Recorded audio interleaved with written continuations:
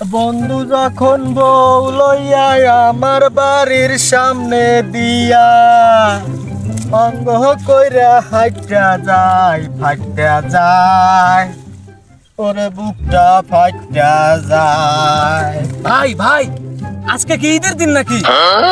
কে কি হইছে? আরে ভাবিরে দেখলাম পাশের বাসার আশিক ভাইয়ের সাথে কোলাকুলি করতেছে।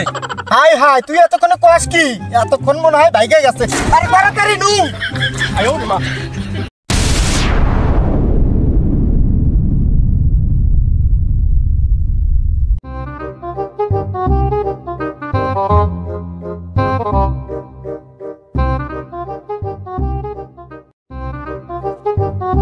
ভাই কি ব্যাপার, তুমি এই জায়গায় সিগারেট খাইতেছ?